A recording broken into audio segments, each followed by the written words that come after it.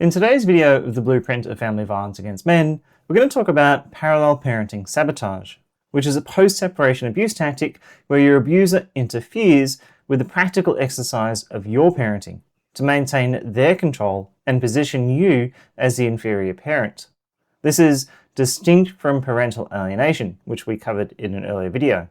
Alienation targets your children's emotional bond with you. It works on how they feel about you. Parallel parenting sabotage works on the conditions under which you parent. Your children may still love you, they may want to spend time with you, but the practical conditions of that time are made as difficult as possible, and your authority within your own household is constantly eroded from the outside. In today's video, we'll cover 6 forms of this tactic, and then some practical tools for how to hold your ground as a father when someone is working to make that as hard as possible. This is the second to last video in the Blueprint of Family Violence Against Men series. After this, only one remains, which is weaponized mental health.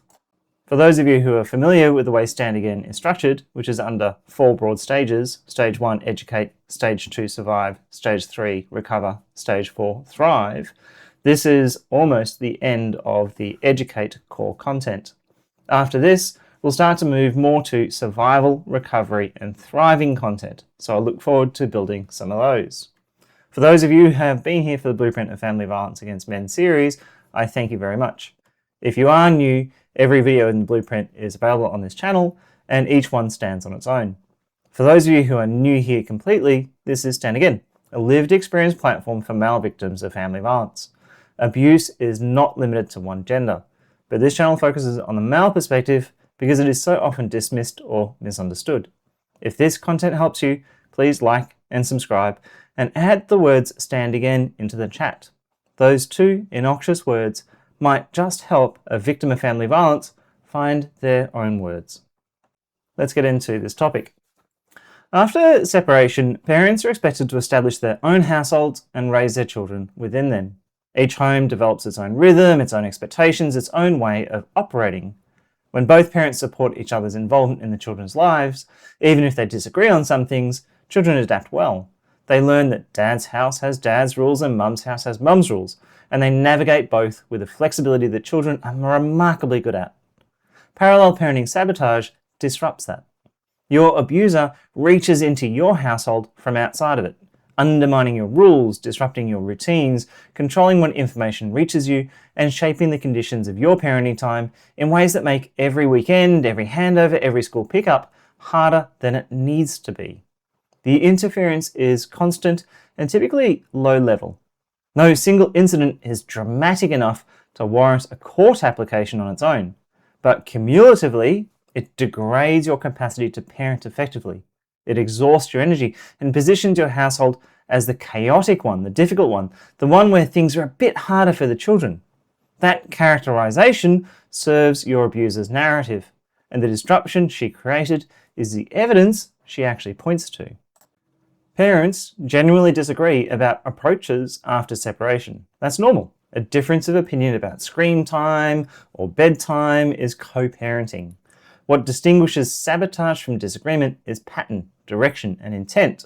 When the interference is consistent, when it always flows in one direction, and when the cumulative effect is the erosion of your parenting role, that is abuse operating through the mechanisms of shared care. There is something very important to name here as well.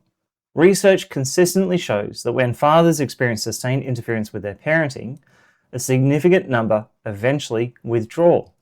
The exhaustion of constant disruption, the sense that every interaction creates more conflict for the children, the feeling that his presence is generating more chaos than his absence would, these pressures build until stepping back starts to feel like the responsible choice. If you are watching this episode and considering pulling away from your children because the fight to be involved has become unbearable, hear this clearly. Your withdrawal is the intended outcome of this tactic. Your abuser does not need to formally remove your access. She needs to make exercising it so exhausting that you remove yourself.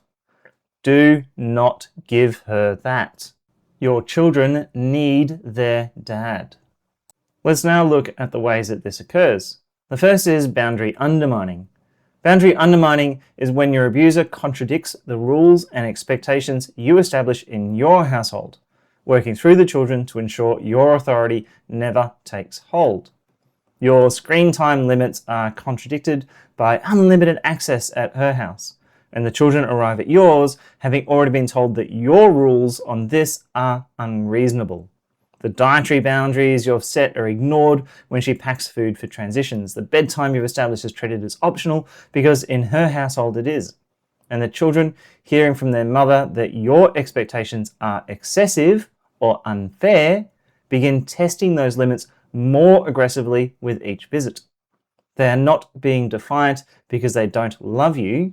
They are navigating competing instructions from two parents and defaulting to the one whose voice carries more weight in their daily lives.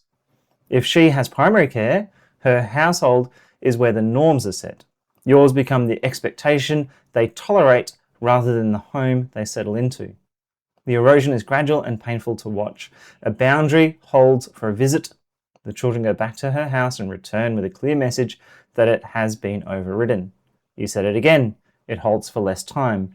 Eventually, the children stop taking your expectations seriously because experience has taught them that dad's rules don't last. Your authority in your own home has been hollowed out by someone who does not even live there, delivered through the mouths of children you are trying to raise well. And you cannot address it without involving them in conflict about their parents that they should never have to carry. Next is routine disruption.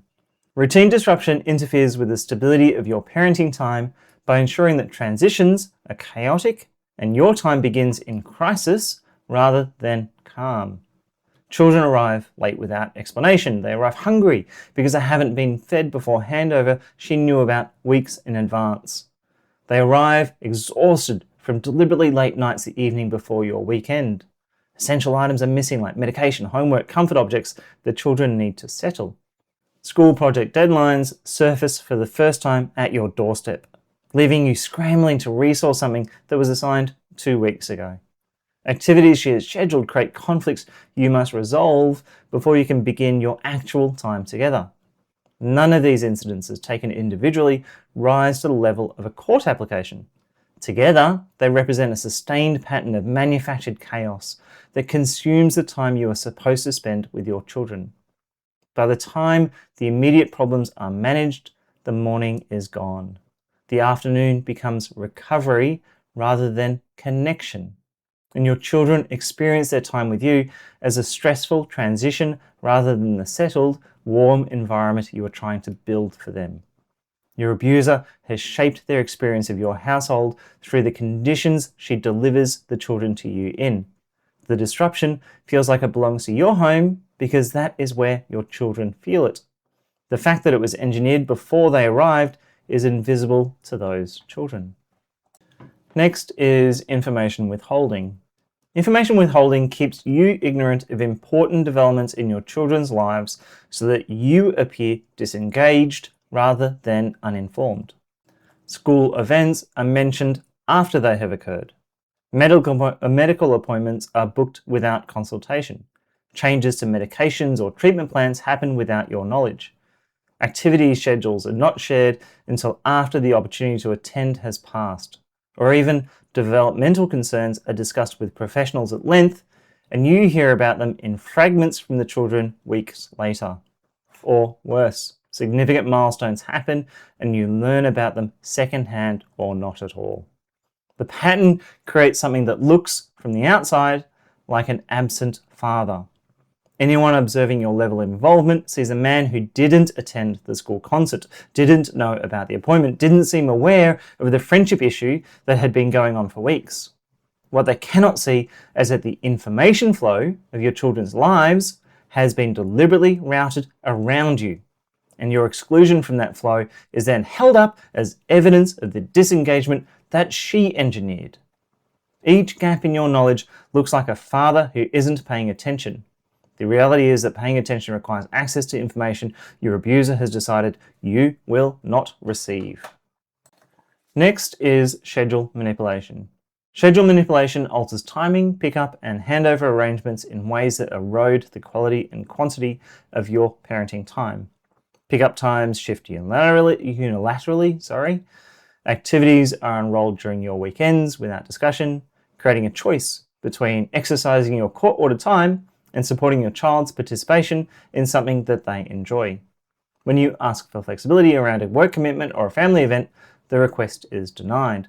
When she needs the same flexibility, it is demanded with the expectation that you will accommodate without question. Travel is scheduled that conflicts with your weekends, handover locations change with minimal notice. Each individual adjustment is minor enough to appear trivial, and pushing back on any single one makes you look rigid. Cumulatively, they erode your time, your plan, your ability to build the routine your children need to feel settled in your home. The tactic operates in the space between the letter of court orders and their spirit. The arrangements are technically maintained while the substance is defeated. Your experience of parenting becomes one of managing complications rather than building connection, and your children experience their time with you as a period where plans always seem to change. Dad always seems to be managing logistics rather than being present with them. Next is fun parent positioning.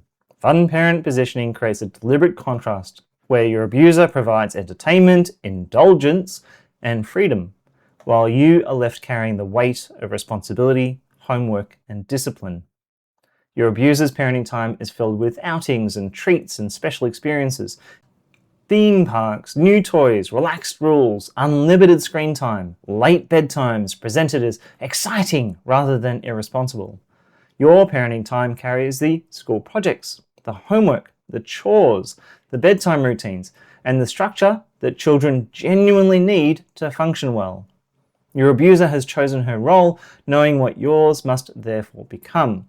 She takes the fun and leaves you the responsibility. And the children, who are children, naturally gravitate towards a household where life is easier and more exciting. They don't yet understand that the parent who holds the boundary is the one who loves them most carefully. Countering this is exceptionally difficult because the only way to compete on entertainment is to abandon the responsible parenting you believe your children need. If you match her on treats and late nights, the structure falls away, and your children lose the stability that comes from having one household where boundaries are maintained. If you hold the line on homework and bedtime and screen time while she offers freedom, you become the strict parent, the boring parent, the one associated with effort rather than enjoyment.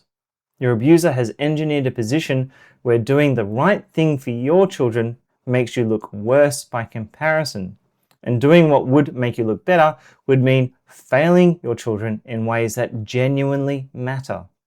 The positioning is deliberate, and the bind here is intentional. And the last one is child messenger and proxy use. Child messenger and proxy use places your children in the middle of adult communication, turning them into carriers of messages, demands, and criticism between households. Instead of communicating through proper channels, your abuser sends adult messages through your children. Tell your father that he needs to... becomes a regular feature of handovers. Your children arrive carrying her requests, her complaints, her instructions, delivered in their small voices with the weight of adult conflict sitting behind every word. Your children absorb her emotions about you. They hear her characterizations. They are sometimes asked to report back on how you responded. The children become conduits for communication that should never involve them. And the burden of carrying information between two households falls on the people least equipped to manage it. If you respond to her messages through the children, you are participating in a dynamic that harms those children. If you refuse to respond, her messages stand unanswered and the children carry the tension of unresolved conflict. If you tell the children that mum should communicate with you directly, you risk placing them in an even more difficult position when they return to her household. The children themselves are caught in a loyalty bind they did not create. They love both parents, that's okay. They don't want to carry messages. They don't want to be reporters. They just want to be children. And every time your abuser uses them as a communication channel, a piece of that childhood is consumed by adult conflict they should never have been asked to hold. This is one of the forms of parallel parenting sabotage that carries the clearest long-term cost for children. Research shows that children placed in the role of messenger between parents experience increased anxiety, loyalty conflict, and difficulty in their relationships with both parents. The damage is not theoretical, it is measurable, and it is being inflicted by the parent who placed them in that role. Let's now talk tools and protection. First is build your household as its own world. Your home is your home. The expectations and routines within it belong to you and your children. They do not require her approval or need to mirror hers. Children are remarkably capable of understanding that different households operate differently, provided the rules within each household are consistent. Your job is consistency within your walls. If your abuser tells the children your rules are wrong, your steady presence and your steady expectations will speak louder than her commentary, given enough time. Hold your boundaries with warmth. Explain your reasons when it's age appropriate. And do not compete with her household on entertainment or indulgence. Compete on stability, presence, and genuine connection. Those are the things children carry into adulthood. The theme park fades. The father who is fully there for them does not fade. Next, and this has been said in other videos, establish your own direct institutional relationships. Do not rely on information about your children flowing through your abuser. Contact your children's school directly and provide your details as a parent who wants to receive all communications. Do the same with doctors, extracurricular activity coordinators, therapists. If your abuser has positioned herself as the sole point of contact, correct that with that institution. Most schools and medical providers, once informed that both parents have parental responsibility and that you want to be included, will meet this request. This removes her ability to control what information reaches you and ensures that you are informed about your children's lives without depending on her cooperation. It also creates a documented record of your engagement, a pattern of a father who contacts the school, attends appointments, and stays informed. That record matters in proceedings and it matters to your children. Next, keep the children out of adult communication, if that wasn't clear from the earlier one. If she sends messages through the children, do not respond through the children. Acknowledge what your child has said with warmth and reassurance. Let them know they don't need to worry about it. And then communicate directly with your abuser through the proper channel, whether it's a co-parenting app or an email or through your lawyer. Every message you send through the proper channel in response to one she sent through the children builds a documented record that shows who is keeping adult communication in adult channels and who is placing the children in the middle of conflict.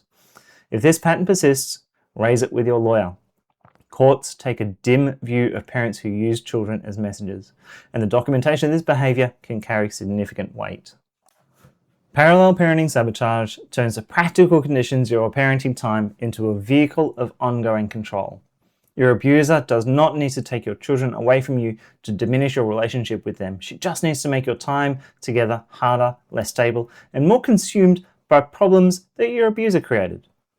The children still arrive, the children still love you, but the experience of being with you has been shaped by interference that comes from outside your home and targets everything that happens inside it. If you are exhausted by this, if the constant interference is making you question whether the fight to stay involved is worth it, understand your exhaustion is the intended result from your abuser. The tactic succeeds when you withdraw. The tactic fails when you stay a grounded, present father. Every weekend where you show up, manage the chaos she's delivered, and still find a way to be present with your children is a weekend where the sabotage did not achieve its purpose. Build something she cannot reach, a household with its own rhythm, its own warmth, its own consistency. A relationship with your children built on presence and genuine connection, on the ordinary moments that accumulate into something unshakable. She can sabotage logistics, she can undermine rules, she can disrupt routine. She cannot replace what your children experience when they are with a father who is grounded, patient, and fully there for them. That experience, repeated across hundreds of weekends and thousands of small moments, is what your children will carry with them long after the disruption has faded. This is Stand Again, lived experience platform for male survivors of family violence. Please like, comment, and subscribe. your voice might just help another man find his. If you're looking for one on one support, you can book coaching with a member of the Stand Again team. Simply visit standagain.com.au, where you will also find grounded information on surviving and recovering from family violence as a man. As always, remember that no matter how many times you've been knocked down, you can stand again.